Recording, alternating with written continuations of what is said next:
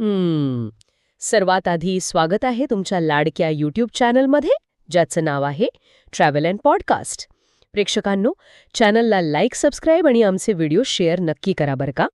तर आजच्या या सखोल चर्चेची सुरुवात आपण जगातील सर्वात मोठ्या आणि कदाचित कधी न संपणाऱ्या एका वादाने करणार आहोत. हो, म्हणजे तो नेहमीचा वाद, राईट? खरा गोट कोण, मेसी की रोनाल्डो? अगदी तीच. स्पोर्ट्सच्या जगात यापेक्षा मोठा प्रश्न दुसरा कुठलाच नाहीये बघ. क्रिस्टियानो रोनाल्डो की लिओनेल मेस्सी? हो ना, हा असा प्रश्न आहे ज्यावर जगभरातील प्रेक्षक तासनतास म्हणजे अगदी वर्षानुवर्षे भांडत आले आहेत. चहाच्या टपरीपासून ते टीव्ही स्टुडिओपर्यंत सगळीकडे हाच एकच वाद चालतो. बरोबर. कुणी मेसीच्या नैसर्गिक टॅलेंटची स्तुती करतं, तर कोणी रोनाल्डोच्या अफाट कष्टांची. पण बघ, आज आपण या चर्चेत या दोघांपैकी कोण श्रेष्ठ याचा निवाडा करण्यासाठी अजिबात बसलेलो नाही आहोत. नाही, आणि सुदैवाने तसा आपला उद्देशही नाहीये. आपण आज एका अशा माणसाच्या मानसिकतेच्या अगदी खोलवर जाणार आहोत, ज्याने स्वतःच्या जिद्दीच्या जोरावर या गोटच्या शर्यतीत स्वतःचं नाव कोरलं आहे. राईट. आणि यासाठी आज आपण स्पोर्ट्स जर्नलिस्ट गुइलियम बालागुए यांनी लिहिलेल्या रोनाल्डो या अत्यंत गाजलेल्या आणि अधिकृत चरित्राचा म्हणजे बायोग्राफीचा मुख्य संदर्भ घेणार आहोत. हो, कारण हे पुस्तक खूप महत्वाचं आहे. हे केवळ त्याने मारलेल्या गोलची आकडेवारी देत नाही, तर एका अशक्यप्राय प्रवासाचा मानसशास्त्रीय अभ्यास करतं. बरोबर. म्हणजे आजची आपली ही जी सखोल चर्चा आहे ना, ती फक्त फुटबॉलपुरती मर्यादित नाहीये. आपला उद्देश त्या सिस्टमला आणि त्या विचारधारेला समजून घेणं आहे, ज्यातून ख्रिस्टियानो रोनाल्डो घडला. एका अशा मुलाचा प्रवास, ज्याच्याकडे सुरुवातीला 0 संसाधने होती, पण ज्याने एका भयानक वेडेपणाने जगाला स्वतःसमोर नतमस्तक व्हायला लावले. गुलियम बालागुए यांनी रोनाल्डोचे बालपणीचे मित्र, त्याचे सुरुवातीचे कोचेस आणि त्याच्या कुटुंबाच्या घेतलेल्या मुलाखतींमधून जे सत्य बाहेर काढले आहे, ते खरंच अचंबित करणारे आहे. हो, आणि म्हणूनच मला या पुस्तकाचा आधार घेऊन या प्रवासाच्या अगदी सुरुवातीला जायचे आहे. म्हणजे आपण अनेकदा ऐकतो की महान खेळाडू गरिबीतून आले आहेत, राईट? हो, खूप उदाहरणे आहेत तशी. हो ना. ब्राझीलचे अनेक महान खेळाडू झोपडपट्टीतून आलेत, अनवाणी पायांनी फुटबॉल खेळून मोठे झाले आहेत. त्यामुळे गरिबीतून आलेला खेळाडू ही संकल्पना क्रीडाविश्वात फार नवीन नाहीये. बरोबर. मग मला सांग, रोनाल्डोच्या बाबतीत असं वेगळं काय होतं ज्याने त्याला इतरांपेक्षा मानसिकदृष्ट्या अधिक कठोर बनवलं? कसंय, इथेच गुइलियम बालागुए एक अत्यंत महत्वाचा मुद्दा मांडतात. रोनाल्डोची सुरुवात ही केवळ गरिबी नव्हती, ती एक प्रकारची सामाजिक आणि भावनिक कोंडी होती. अच्छा, म्हणजे कसं? आपण पोर्तुगालमधील मादेरा या एका अत्यंत छोट्या बेटावरच्या कुटुंबाबद्दल बोलत आहोत. त्याचे वडील दिनीस हे माळी म्हणून काम करायचे आणि त्यांना दारूचं प्रचंड व्यसन होतं. बापरे. आणि त्याची आई डोलोरेस दुसऱ्यांच्या घरी आचारी म्हणून काम करून घर चालवायची. बालागुए पुस्तकात नमूद करतात की अनेकदा घरात अन्नाचा इतका तुटवडा असायचा की रोनाल्डोला रात्री चक्क उपाशी झोपावं लागायचं. एक सेकंड थांब, इथे मला एक गोष्ट समजून घ्यायची आहे. म्हणजे भूक आणि गरिबी माणसाला एकतर उद्ध्वस्त करते किंवा पूर्णपणे बधीर बनवते. हो, साहजिक आहे. पण बालागुए यांच्या मते या भुकेने रोनाल्डोच्या डोक्यात नेमके काय बदल घडवून आणले? हे एखाद्या व्हिडिओ गेमसारखं आहे बघ. व्हिडिओ गेम म्हणजे? हो, म्हणजे जिथे तुम्ही सर्वात कठीण लेवलवर, एकदम हार्ड मोडवर गेम सुरू करता आणि तुमच्याकडे 0 रिसोर्सेस असतात. तशीच काहीशी अवस्था होती ना त्याची? अगदी तंतोतंत. आणि या गरिबीने त्याला सर्व्हायव्हल म्हणजे काय हे अत्यंत लहान वयात शिकवले. बालागुए यांनी एका प्रसंगाचा उल्लेख केला आहे जो खूप हृदयद्रावक आहे. कोणता प्रसंग? वयाच्या अवघ्या 11-12व्या वर्षी हा मुलगा मादैरा हे आपले घर सोडून पोर्तुगालची राजधानी लिस्बनला स्पोर्टिंग CPC क्लबच्या अकॅडमीमध्ये दाखल झाला. बापरे, इतक्या लहान वयात? हो, आणि तो एकटा होता. लिस्बनच्या मुलांसाठी मादेराचा उच्चार हा गमतीचा विषय होता. ते त्याला त्याच्या भाषेवरून, उच्चारांवरून सतत चिडवायचे. तो दररोज रात्री एकटा रडायचा. अरे रे. त्याच्याकडे पैसे नसायचे, म्हणून तो आणि त्याचे काही मित्र रात्री लिस्बनमधील एका मॅकडॉनल्ड्सच्या पाठीमागच्या दाराशी जाऊन उभे राहायचे, जेणेकरून तिथे काम करणाऱ्या महिला त्यांना उरलेले बर्गर्स खायला देतील. हे खरंच अंगावर काटा आणणार आहे. म्हणजे आज आपण त्याला जगातील सर्वात महागड्या आणि आलिशान रेस्टॉरंट्समध्ये जेवताना बघतो, आणि एकेकाळी तो उरलेल्या बर्गरसाठी रेस्टॉरंटच्या मागील दारात उभा असायचा. हाच तो विरोधाभास आहे जो आपल्याला समजून घ्यायचा आहे. बालागुए म्हणतात की लिस्बनमधल्या त्या एकाकीपणाने आणि त्या भुकेने त्याच्या आत एक भयंकर आग निर्माण केली.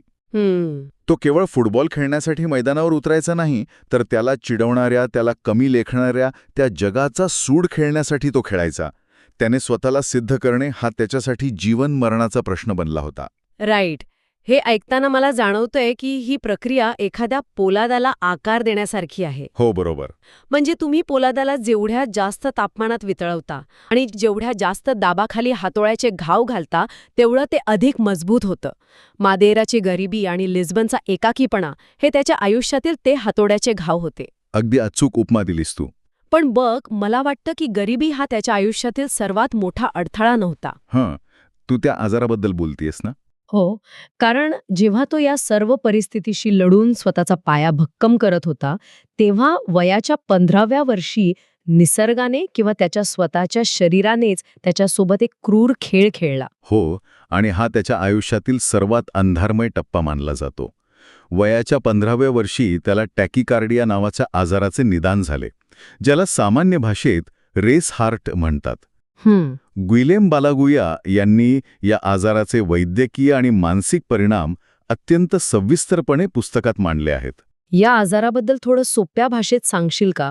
कारण हृदयाचे ठोके वाढणे हे ऐकायला सामान्य वाटतं, पण एका ॲथलीटसाठी हे इतकं जीवघेणं का होतं? नक्कीच सांगतो. टॅकिकार्डियामध्ये तुमचे हृदय विश्रांतीच्या वेळीही म्हणजे रेस्टिंग फेजमध्येही असामान्य वेगाने धडधडत असते. आता विचार कर, जर एखाद्या सामान्य स्थितीत तुमच्या हृदयाचे ठोके प्रचंड वेगाने पडत असतील, तर जेव्हा तुम्ही मैदानावर वेगाने धावता, म्हणजे स्प्रिंट करता तेव्हा ते ठोके नियंत्रणाबाहेर जातात. अशा स्थितीत हृदय शरीराच्या स्नायूंना पुरेसा ऑक्सिजन पुरवू शकत नाही. सोप्या भाषेत सांगायचे तर ऐन खेळताना तुम्हाला हृदयविकाराचा झटका येऊ शकतो आणि तुमचा मृत्यूही होऊ शकतो. बापरे! म्हणजे वयाच्या 15व्या वर्षी जेव्हा तुम्ही तुमच्या आयुष्यातील सर्वात मोठं स्वप्न जगण्याची नुकतीच सुरुवात केलेली असते, तेव्हा एखादा डॉक्टर तुमच्या तोंडावर सांगतो की जर तू यापुढे फुटबॉल खेळलास तर तुझा जीव जाऊ शकतो? हो, विचार कर किती भयानक आहे ते. मानसिकदृष्ट्या हा किती मोठा आघात असेल. मला पडलेला प्रश्न असा आहे की एखादा सामान्य 15 वर्षांचा मुलगा किंवा त्याचे पालक अशावेळी काय करतील? ते साहजिकच खेळ सोडण्याचा निर्णय घेतील ना? हो, आणि कोणीही तोच निर्णय घेतला असता. पण इथेच रोनाल्डो आणि त्याची आई डोलोरेस यांची मानसिकता वेगळी ठरली. त्यांनी काय केलं?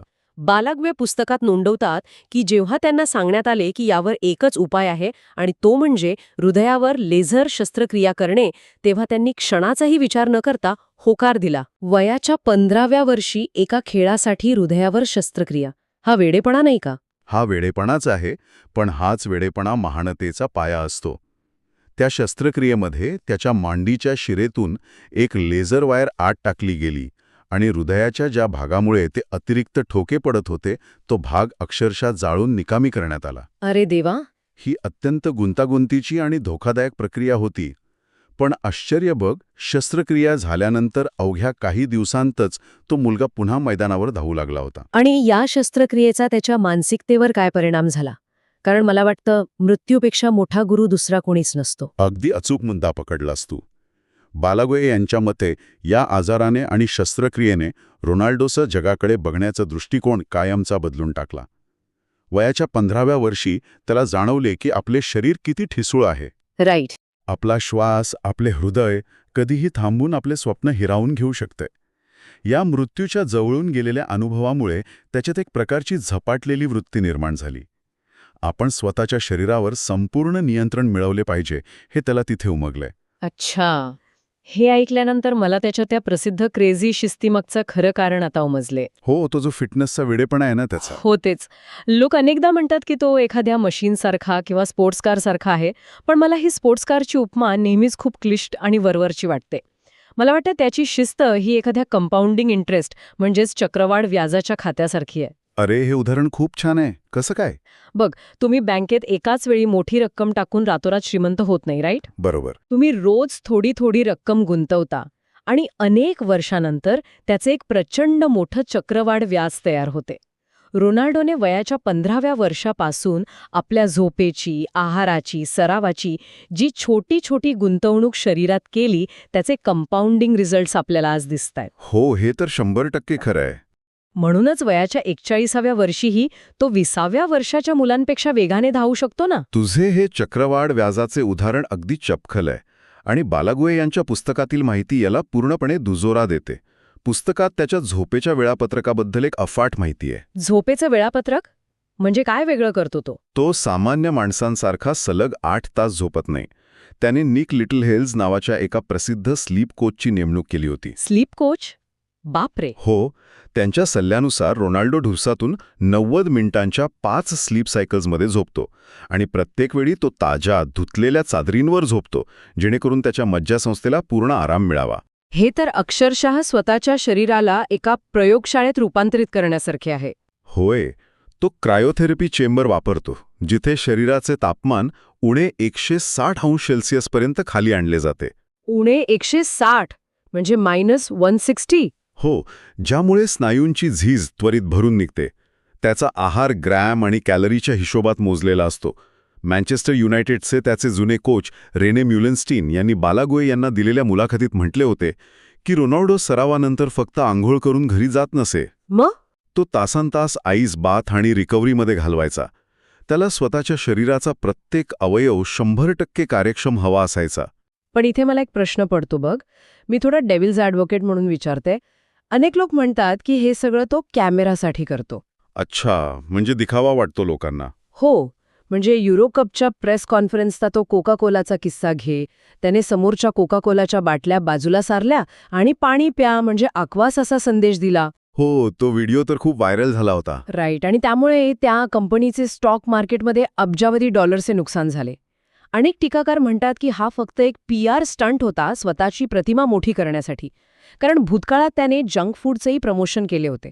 तुला काय वाटतं? हा संशय साहजिक आहे, पण बालागुए यांच्या पुस्तकातील संदर्भ आणि त्याच्या जवळच्या लोकांचे अनुभव बघता याला केवळ PR स्टंट म्हणणं घाईचं ठरेल. असं का? युरोकपच्या वेळेस तो त्याच्या करिअरच्या अशा टप्प्यावर होता जिथे त्याच्या स्वतःच्या शरीरावरील नियंत्रण सर्वोच्च पातळीवर पोचले होते. 2 दशके ज्या माणसाने साखरेचा एक कणही शरीरात जाण्यापूर्वी 10 वेळा विचार केला आहे, त्याच्यासमोर जेव्हा साखरेने भरलेली शीतपेये ठेवली जातात तेव्हा ती कृती ही ठरवून केलेली नसून ती एक नैसर्गिक प्रतिक्रिया असते. इनव्हॉलंटरी रिॲक्शन म्हणायचंय तुला? अगदी तेच. तो जगाला केवळ संदेश देत नव्हता, तर तो त्याच्या स्वतःच्या व्हॅल्यू सिस्टमचं संरक्षण करत होता. म्हणजे ज्या शरीराला त्याने 20 वर्षे एका मंदिरासारखे जपले आहे, त्या मंदिरात तो हा कचरा कसा काय खपवून घेईल, असा तो प्रकार होता. अगदी बरोबर. आणि म्हणूनच ती केवळ एक कृती नव्हती, तर ती त्याच्या वर्षानुवर्षांच्या शिस्तीची आणि ब्रँड पॉवरची ताकद होती. पण मग इथे एक मोठा विरोधाभास निर्माण होतो ना. मैदानावर आणि कॅमेरा समोर आपण त्याला पाहतो, तो अत्यंत आक्रमक असतो, प्रसंगी अतिशय गर्विष्ठ वाटतो. हो, ॲरोगंट तर वाटतो तो बऱ्याचदा. एखादा गोल चुकला तर तो सहकाऱ्यांवर ओरडतो, रेफरन्सची हुज्जत घालतो, जिंकण्यासाठी तो कोणत्याही थराला जातो. पण जेव्हा आपण मैदानाबाहेरचा क्रिस्टियानो रोनाल्डो बघतो तेव्हा तो एक पूर्णपणे वेगळा माणूस भासतो. हो, आणि हाच त्याच्या व्यक्तिमत्वातील सर्वात सुंदर आणि गुंतागुंतीचा भाग आहे. मैदानावरची त्याची आक्रमकता हे त्याचे शस्त्र आहे, एक प्रकारची चिलखत आहे. पण मैदानाबाहेर तो एक प्रचंड संवेदनशील आणि परोपकारी माणूस आहे.